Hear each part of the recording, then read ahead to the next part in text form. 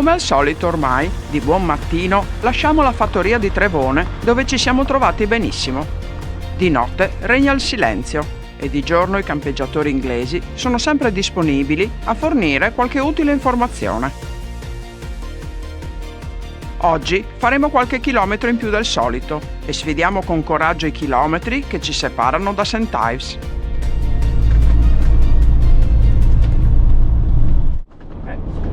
Dopo qualche giorno di guida ci si fa un po' anche l'abitudine, c'è la memoria muscolare che diciamo si abitua a stare a sinistra. Il problema è che le strade non sono tanto larghe e a sinistra ci sono queste piante che non si riesce in pratica a stare tanto a sinistra, e quindi comunque nella careggiata si è quasi al limite della careggiata, se non io parlo della ruota di destra che sta quasi a metà, insomma, e quindi questo forse è il problema un po' più, Il limite maggiore, e quindi tocca andare piano, e quando si incrocia dove ci sono strade strette logicamente ci si ferma, si rallenta e si spera di trovare un posto un po' più largo, magari che hanno tagliato l'erba o una piccola rientranza per farli passare quelli di fronte. In questo caso non avevamo spazio per far passare nessuno, ma questo giovane inglese ha risolto a modo suo il problema. Alla fine gli abitanti della Cornovaglia si inventano soluzioni fantasiose per passare in strade strette tra fittissime siepi.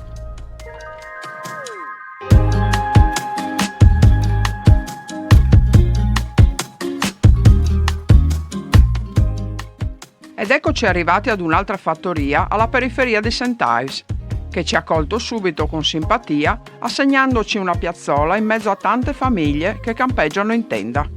E notiamo che di turisti non inglesi ci siamo soltanto noi.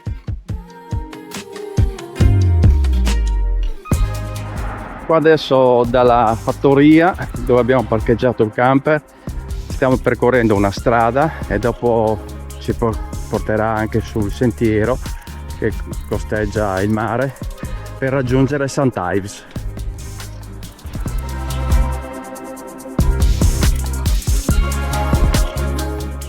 Affacciata sulle acque turchese dell'Atlantico, la città costiera di St. Ives è abbracciata da larghe spiagge sabbiose, ognuna con il proprio segno distintivo, e nei secoli ha trasformato la sua identità da vivace porto di pescatori a pittoresco centro artistico. Per raggiungere il centro storico camminiamo per qualche chilometro, ma nessun problema, perché ritroviamo il South West Coast Path, che ci guida mentre approfittiamo di ammirare il panorama della costa.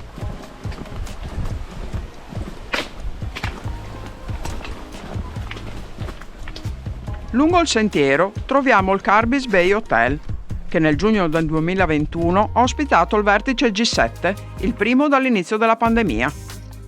Ogni nazione disponeva di un piccolo lodge su Carby's Bay per le loro riunioni, mentre in albergo i 7 leader discutevano insieme di cambiamenti climatici e diritti umani.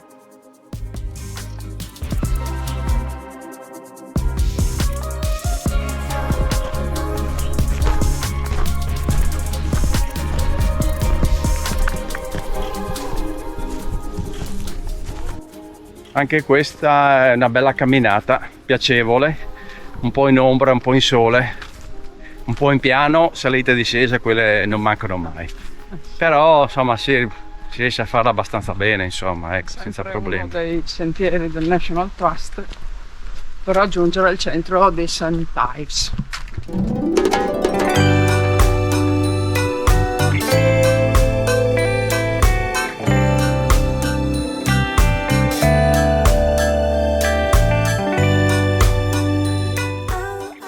E dal sentiero costiero eccola in lontananza St. Ives, considerata da molti il gioiello della Cornovaglia, dove esiste un connubio unico tra il suo passato di porto marittimo e lo straordinario paesaggio del presente, che continua ad ispirare artisti da tutto il mondo.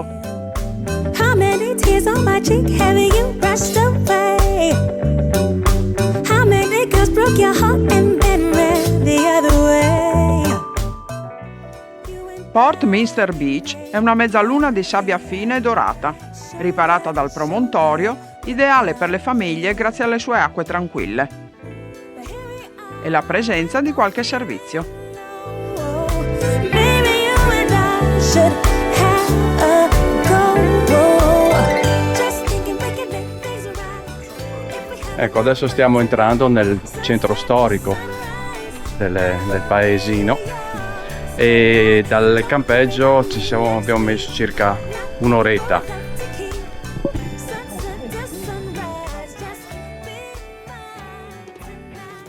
Le viuzze strette da ciotolate ci portano verso Harbour Beach, una spiaggia che scompare e riappare al ritmo delle maree. Noi ora la vediamo con la bassa marea e le barche da pesca colorate rimangono in secca in attesa di poter riprendere il mare. La collina che domina la spiaggia è letteralmente tappezzata da bellissime case bianche, da cui godere di una privilegiata vista mare. But here we are and we're both feeling low. Maybe you and I should have a go. Just thinking we can make things right if we have a little fun tonight. La strada rialzata è perfetta per i turisti che passeggiano sul litorale e da qui possono osservare il porto e magari fermarsi ad assaggiare i tipici Cornish pasties oppure un fish and chips accompagnato da una birra fresca.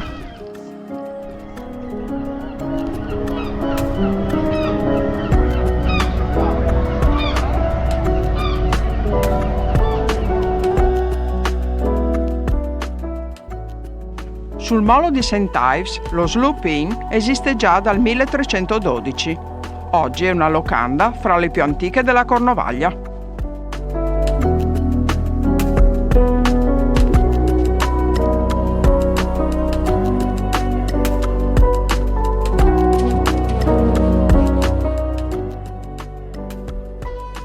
Sempre sul molo, la cappella di San Leonardo è stata costruita nel 1500 per i marinai, che volevano pregare prima di salpare con le loro navi. Oggi espone solo qualche modellino di nave e una targa in bronzo, con i nomi degli uomini che hanno perso la vita mentre svolgevano il lavoro di pescatori.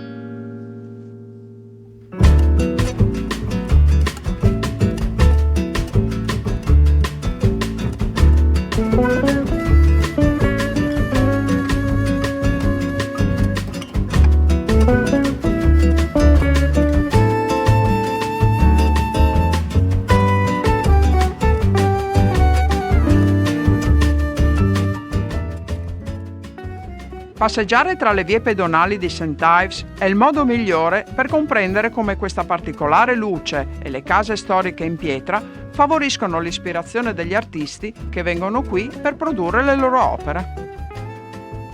I vecchi cottage dei pescatori, con i loro ingressi colorati, sono molto ambiti dagli artisti, che possono realizzare qui i loro dipinti.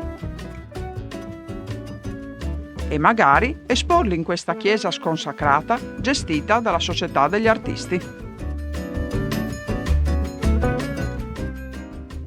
Alcuni artisti già affermati mettono in vendita le loro fotografie o i loro quadri nelle numerose gallerie d'arte con accesso libero. E per chi volesse acquistare un quadro da portare a casa avrà solo l'imbarazzo della scelta.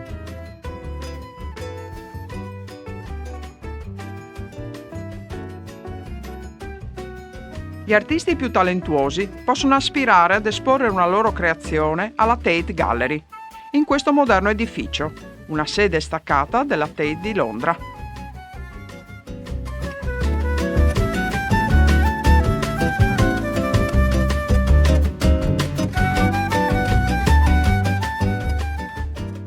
Il campanile quadrato della chiesa di St. Ives, alto 25 metri, si vede da ogni angolo della città. E la St. Ives Parish Church è una chiesa cattolica del XVI secolo dedicata ad una santa irlandese del VI secolo.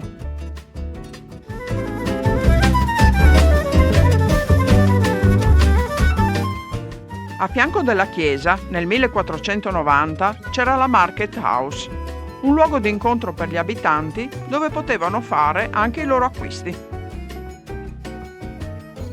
Oggi invece si possono fare acquisti nei numerosi negozi sulla via principale, tra case medievali restaurate e negozi storici di Cornish pasties.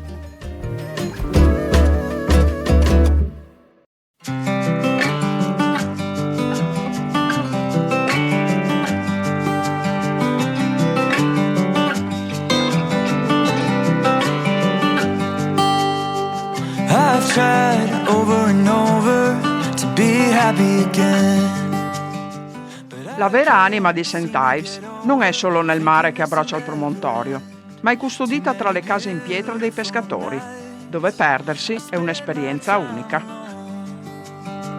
Can't seem to have an appetite for getting up out the door.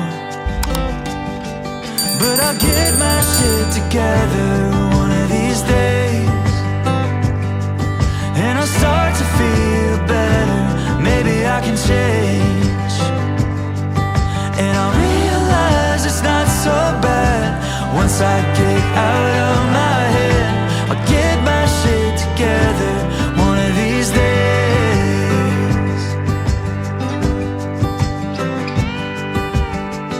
I've tried every morning to wake up an optimist,